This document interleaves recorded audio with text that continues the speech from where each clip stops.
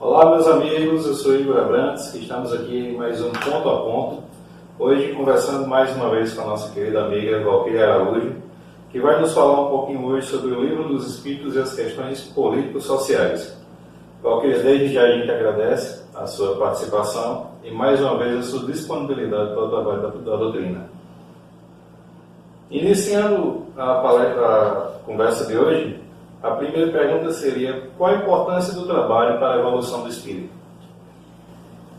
Tem uma passagem do Evangelho que diz: buscai e achareis, ajuda-te que o céu te ajudará. O trabalho faz parte do ser humano. Se não trabalharmos, nós não evoluiremos. Não só a questão financeira, mas também a questão intelectual. Mesmo aqueles de nós que já somos aquinhoados, que possuímos recursos financeiros, se não trabalharmos, atrofiaremos, não só física, mas também mentalmente. Então, o trabalho constitui-se como uma necessidade básica e também uma lei natural da criatura humana para ela poder evoluir. Alguns podem pensar: mas existem aqueles que não têm condições de trabalhar. Hoje já estão em idade avançada e não mais podem se colocar na labuta diária. Como eles irão fazer? Existem aqueles que são os mais fortes, e os mais fortes cabem a eles sustentarem os mais fracos. Tudo se encadeia no progresso da criatura humana. Tudo se entreajuda. E o trabalho constitui para a criatura o melhor processo de aprendizado e de aperfeiçoamento. Então a gente pode dizer que a máxima que o trabalho dignifica o homem realmente é verdade. Dignifica física, dignifica intelectual e dignifica moralmente. Porque não há a criatura que se coloque em processo de trabalho e não aprenda como ser humano que o outro ser humano também faz parte da sua vida. Mas aí, se a gente pensar em relação aos preceitos cristãos, Jesus dizia que não adianta que a gente acumule tesouros terrenos.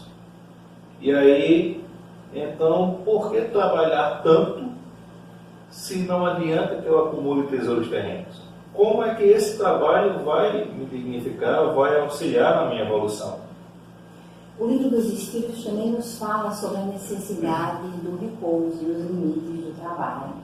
Nós trabalhamos para nos aperfeiçoarmos, mas não é obrigatório e até limitado esse trabalho à questão física, à questão da exaustão. Não podemos extrapolar. O problema maior da criatura humana é não nos colocarmos limites. Nós sempre procuramos ter mais e mais e mais. E qual seria essa limitação? As necessidades físicas. Só que nós não entendemos o que o nosso corpo nos reclama, o que o nosso corpo grita na grande maioria das vezes e diz: agora é o momento de parar. Por isso que a própria lei humana estipula as férias como um dos direitos fundamentais. Nós temos direito às férias para podermos descansar, repousar e, inclusive, passear e nos recuperarmos do trabalho exaustivo que nós temos diariamente. É verdade. Realmente a gente precisa nem tanto ao ar, nem tanto ao mar. Um amigo meu dizia que a questão da água, a água demais afoga e a água de menos a pessoa morre de sede. Então, a água é uma das coisas principais para a criatura humana, mas se não souber dosar... Nos preceitos farmacêuticos a gente já diz que a diferença entre a cura e o veneno é a dose. Exatamente. Então, está tudo respondido. E qual a opinião da doutrina espírita sobre o casamento? Tem mesmo de ser indissolúvel o casamento? O Evangelho segundo o Espiritismo, no seu capítulo 22, fala sobre a indissolubilidade do casamento. Seria quase uma pena de morte atar duas pessoas que não conseguem mais conviver juntos e estão se maltratando mutuamente. A questão da indissolubilidade é uma criação da lei humana. Isso está muito vinculado aos interesses, a não se separar os bens. Indo para o lado contrário e começando a falar sobre a união, a questão do casamento, nós sabemos que o casamento serve como uma alavanca propulsora para ajudar duas criaturas para que elas possam, juntas, ajudando-se mutuamente, promover a criação e a educação de outros seres humanos que venham a reencarnar ou reencarnar através delas, ou vir através da adoção. Isso é o que menos se destaca nesse momento, mas que as criaturas que venham a se vincular através desta união possam se solidificar em caráter, em moralidade e possam ter uma base familiar. Então, o casamento serve para a estruturação daquelas criaturas que no porvir venham através dela. Toda essa nossa fala está baseada no livro dos Espíritos.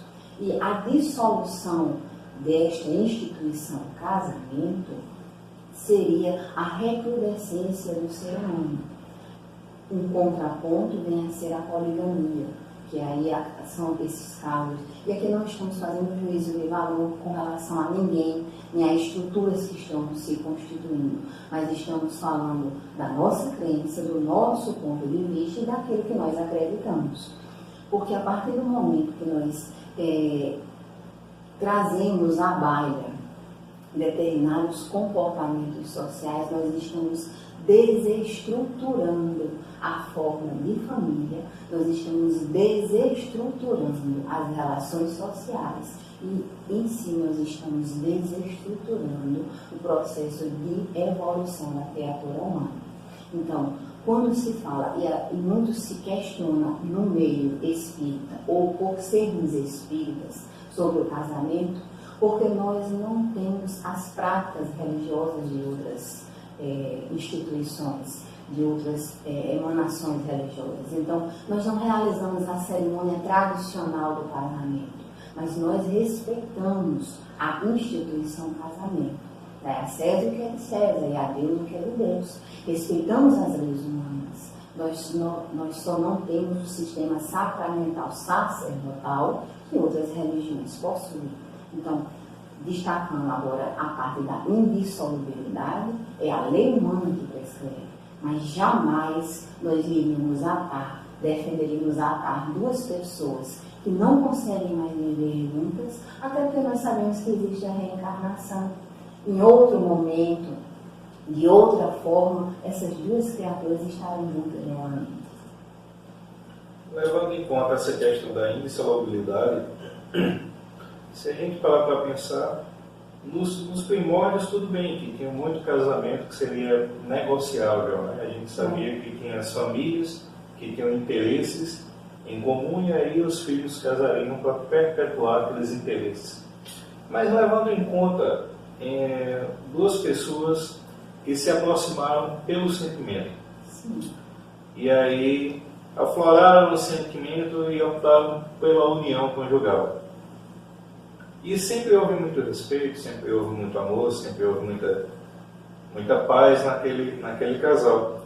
Só que o que é que faz com que a convivência torne-se insuportável a ponto de desistir de tamanho plano? Não sendo especialista da área, mas procurando ser especialista no ser humano e procurando estudar a mim mesmo. Procuro observar no ser humano e verifico que normalmente nós nos apaixonamos e não amamos aquilo que nós projetamos de melhor no outro, não procurando enxergar o que de verdade o outro nos demonstra. E com a convivência e o desgaste do dia a dia, nós passamos a enxergar de verdade aquilo que o outro nos transmitia através de recados, pequenos recados que ele era realmente. E com a desilusão, com esse desapaixonar que alguns psicólogos dizem que passa depois da convivência com 2 anos, nós começamos a ver que o outro não era aquilo que nós imaginávamos. E a palavra está correta. Nós imaginávamos, porque ele realmente dava um recado de que era. E nós também dávamos o recado de quem é. Muitas vezes a gente projeta no outro o desejo que a gente tinha que aquilo acontecesse. E o que eu acho que é ainda mais grave no ponto de vista do ser humano é que muitas vezes ele quer projetar aquilo que ele não é. Não é que ele projete o que ele gostaria que o outro fosse. E só complementando o meu pensamento, muitas vezes, e eu convivo com algumas pessoas que dizem, não, fulano é assim, mas eu vou mudá-lo. Ele vai se adequar ao que eu quero que ele seja. Não vai, amigo. Você não vai conseguir adequar. A criatura tende a piorar do que é. Porque nós vamos envelhecendo, nós vamos cada vez mais aumentando os nossos costumes com relação a determinadas coisas. E não vamos mudando o nosso ponto de vista. É uma realidade. É verdade. Ok. Nós sabemos que todos somos iguais perante Deus. Né? Perante o Criador, somos todos indistintos. Né? E aí, ao longo da evolução humana, nós vemos muitas raças, muitas etnias que foram ficando para trás. Muitos povos que foram desaparecendo, outros surgindo. A que é que se deve isso? Como é que a gente pode explicar?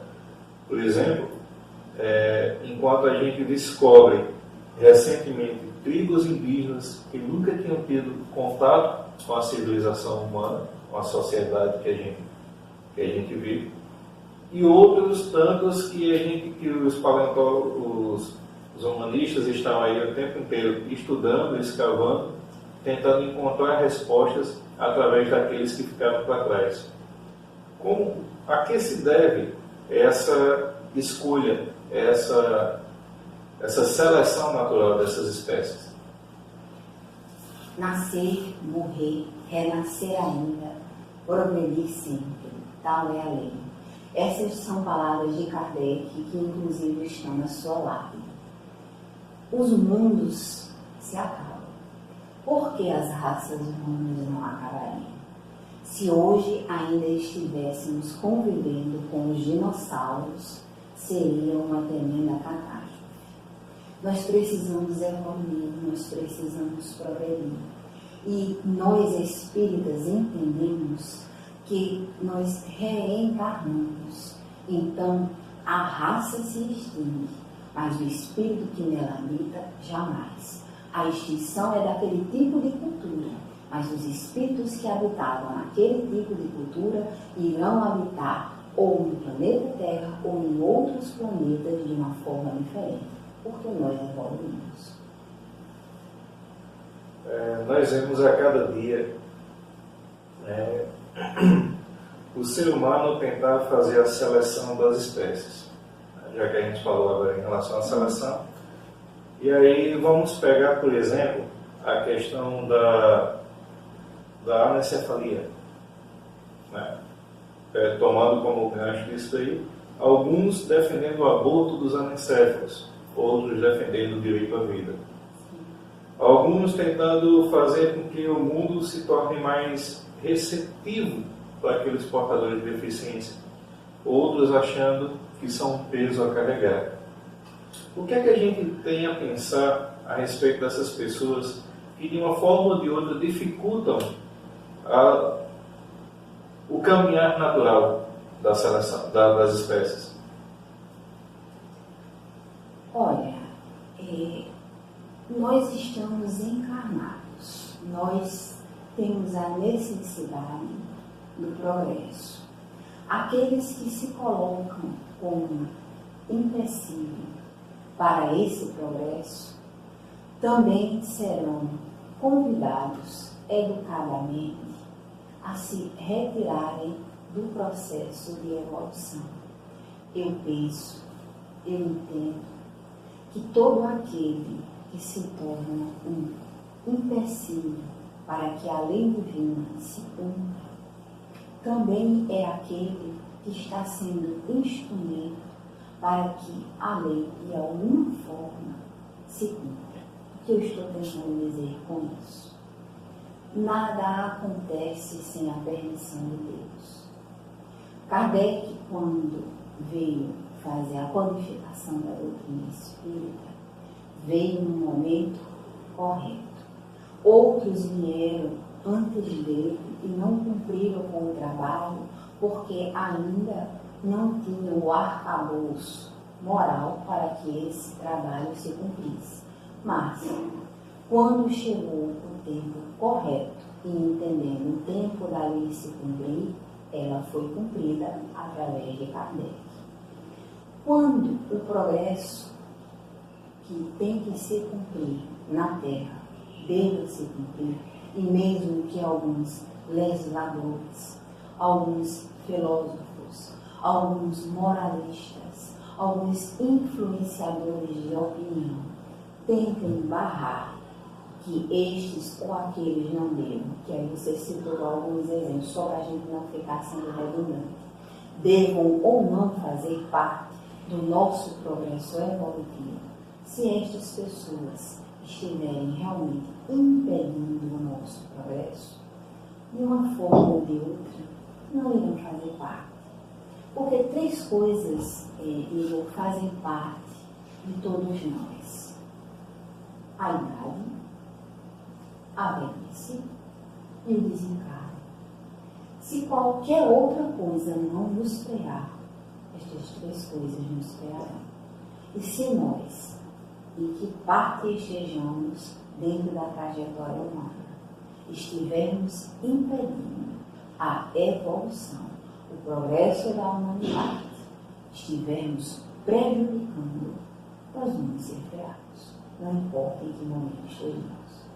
Eu acredito também que esses movimentos, eles são permitidos para que a gente para que aqueles que nunca pararam para pensar sobre o assunto comecem a refletir. E o mal é de origem humana, a gente não pode esquecer nunca disso. Com toda certeza.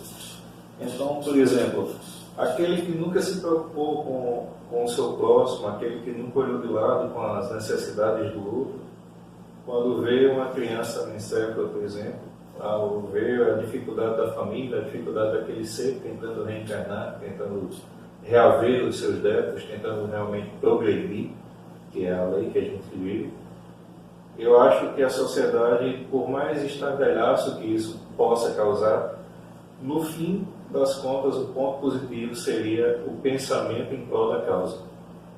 Eu acredito que, pelo menos, algo de positivo em relação a isso a gente tem. Claro que a causa, tomando como exemplo a anencefalia, vem tomando aí espaços gigantescos desde a sua primeira observação. Então, assim, a gente vê que é um sinal evolutivo, principalmente da humanização quanto àquela questão, né? Eu acredito que o ponto positivo da história está bem aí. Tentar humanizar aquele ser que, de uma forma ou de outra, não tinha esse respeito, né? E, continuando aqui, como é que a gente pode entender aquela velha máxima? Tudo me é lícito, mas nem tudo me convém. Grande Paulo de Tarso, ele nos fala sobre o princípio do livre-arbítrio. Nós temos a liberdade de tudo fazer, e isso a doutrina espírita nos esclarece com muita propriedade. Mas eu tenho a responsabilidade de tudo aquilo que eu faço. Eu posso comer à vontade, mas as doenças que são consequências daquilo que eu estou comendo em demasia, eu vou ser responsável. Eu posso sair com o carro em alta velocidade, mas eu sou responsável pelos danos que eu causar. A minha encarnação me pertence. Eu não posso culpar os espíritos, eu não posso culpar a Deus, eu não posso culpar a doutrina, eu não posso culpar a ninguém por qualquer ato que eu cometa. Mas a próxima encarnação, ou esta mesma, o que eu colher, compete a mim, e somente a minha responsabilidade. Tudo me é permitido, tudo me é lícito, mas nem tudo me convém. Valquíria, a todo instante a gente vê surgir novas teorias que vêm a explicar ou tentar fazer valer alguma regra de convivência, né? Em relação à alimentação, a gente vê aqueles que defendem a alimentação de produtos de origem animal, aqueles que optam pelo vegetarianismo e aqueles que não, que são totalmente contra alimentar-se de qualquer produto de origem animal, né? Sim. E aí tentando defender qualquer que seja o seu ponto de vista, e a gente, mais uma vez, a gente não vai questionar em relação aos pontos de vista, mas explicar em relação à luz da doutrina espírita. Muitas e muitas vezes, quando a gente para pensar sobre o aspecto evolutivo do ser humano, e a gente diz, eu já evoluí nisso, mas ainda preciso de um ser vivo para me manter vivo. A gente se sente predador daquela espécie. E aí? Vamos lá. Nos apoiamos em O Livro dos Espíritos, que trata sobre o assunto. Nos apoiamos no livro A Gênese, no capítulo 3, que fala do instinto e da inteligência, da destruição dos seres vivos pelos seres vivos. A nossa explicação nesse momento. Primeiro, que os seres orgânicos precisam dos seres orgânicos. Temos todo o respeito por quem defende essa ideia como princípio de vida verdadeiro. Sabemos que existe toda uma indústria também que está envolvida nessa defesa, porque estes produtos que não estão em origem animal são produtos muito caros, então tem toda uma indústria envolvida nisso. Mas questão à parte disso, os que defendem o princípio da alimentação não animal e que estão como princípio mesmo de vida, nós respeitamos. Mas se nós formos pensar que nós não iremos comer carne, nós também temos que resolver a questão do reino animal, porque existe todo um ciclo no reino animal e que eu, você, todos nós aprendemos quando estudamos que um animal come um outro na cadeia alimentar. E eu aprendi isso, né, quando eu estudei. Você aprendeu, todos nós aprendemos. Nós falamos de vários tipos de pessoas. Existe aquela pessoa que faz trabalhos braçais, que precisa da proteína animal em virtude dos trabalhos que faz. Existem homens fortes que precisam da proteína animal. Aí alguns podem dizer, mas Valquíria, existem suplementos. Mas de que são feitos esses suplementos? Eu não estou tentando entrar no mérito da questão. Eu só estou dizendo que eu estou cada vez mais, na verdade, as pessoas estão cada vez mais complicando uma coisa que é mais simples. Mesmo aqueles de nós que fazemos trabalhos intelectuais, nós precisamos da proteína. É estudo científico. E às vezes as proteínas que eles dizem similares não resolvem. Recentemente foi mostrada a reportagem de uma jovem mexicana que ela é vegana, ganha inclusive por isso, que ela defende, não pode ter nada de proteína animal, e ela foi vista comendo uma posta de peixe. Ela foi massacrada por causa disso. Ela comeu uma posta de peixe. Ela estava, não sei por que ela teve a necessidade, ou enfim, o que estava acontecendo. Mas foi uma posta de peixe. Ela foi massacrada por causa disso. Então, nós temos que rever os nossos valores. Nós temos que reavaliar a nossa postura. Nós entendemos, particularmente, e temos como conduta de vida, que a proteína, sim, faz parte da nossa vida. E, inclusive, pelos livros que nós já citamos. E também é uma questão de respeito à questão evolutiva, não é isso? Vai chegar a um ponto que o ser humano não vai necessitar mais desse tipo de proteína, né? Mas, por enquanto, nós ainda habitamos um mundo de expiações. Siga como uma bolsa sangrando, mas... Exato. A gente não precisa disso.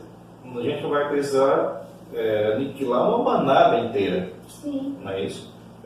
Mas aí é como você está colocando. A gente precisa manter o nosso organismo funcional. Não é?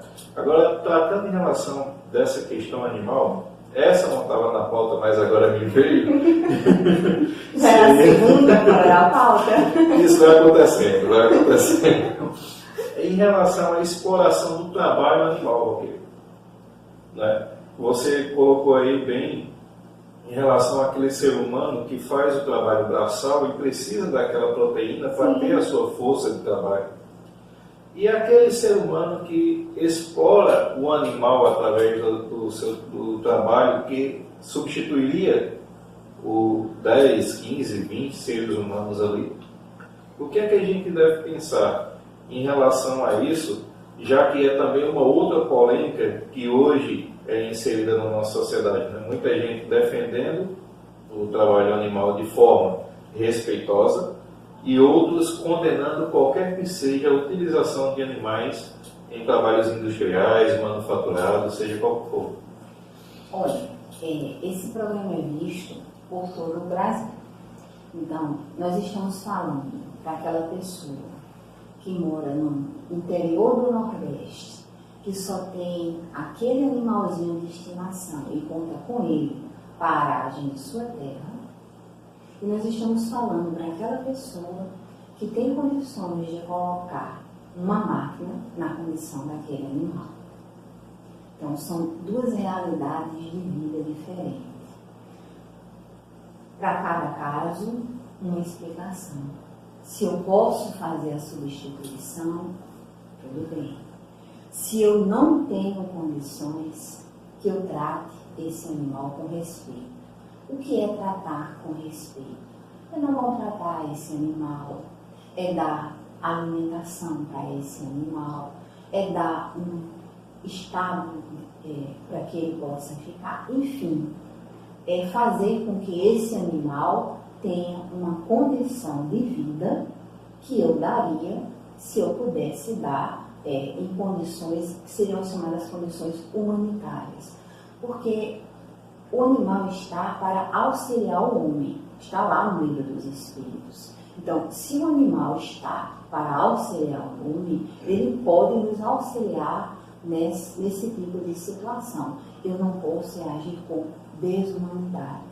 Do mesmo jeito que o ser humano não pode ser tratado de forma desumana pelo seu patrão, nós também não podemos agir de uma forma desumana com o animal. Eu me lembro de uma passagem do Evangelho segundo o Espiritismo, que é aquela pessoa que pede perdão da sua dívida e é perdoado pelo rei. Aí quando ele sai, ele encontra alguém que está devendo muito menos a ele e vai no pescoço e diz, olha, você tem que me pagar, e ata aquela criatura à prisão. Quer dizer, ele não entendeu nada.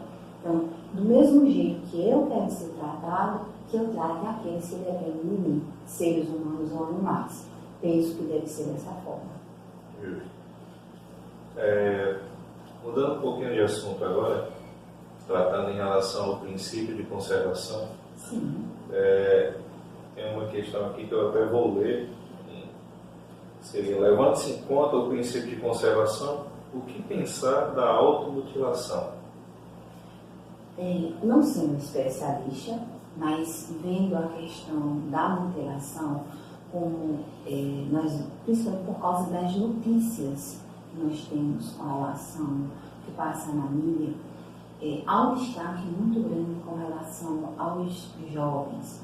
Mas já de início nós queremos destacar na nossa fala com relação aos idosos, porque os idosos também estão sofrendo muito, e também os da nossa faixa etária, porque os idosos, eles estão sendo órfãos de filhos vivos, estão sendo abandonados pelos filhos, e estão sendo relegados ou ao quarto dos fundos ou a asilos que os filhos não estão indo visitar. E nós estamos vivendo uma cultura de perfeição. Nós temos que ser maridos, mulheres perfeitos, temos que ser filhos profissionais perfeitos, pais perfeitos, e nós não somos. E essa questão da automutilação é um ponto antes do suicídio. Nós começamos a nos mutilar, seja através de cortes, seja através de arrancar os cabelos, arrancar as unhas, nos queimarmos. O comer demais é uma forma de automutilação. Tem vários tipos de automutilação que a pessoa provoca dores em si para diminuir a dor moral, a dor do abandono, a tristeza ou até a vergonha por algo que tenha acontecido. Então ela começa a se automutilar. E aí nós falamos para os nossos companheiros que estão assistindo: não importa o que você esteja vivenciando, não importa o que aconteceu, o mais grave é uma afirmação que nós fazemos: tudo passa. Se foi abandonado, se é idoso, se é adulto, se é uma criança que está nos assistindo, que bom, saiba que tudo passa. O abandono, a tristeza, a saudade, o desamparo. Nunca estamos sozinhos. Temos Deus, temos os nossos amigos espirituais. Tudo passa. Se é um problema de saúde, tudo passa. E aqueles que estão ao nosso redor, observemos.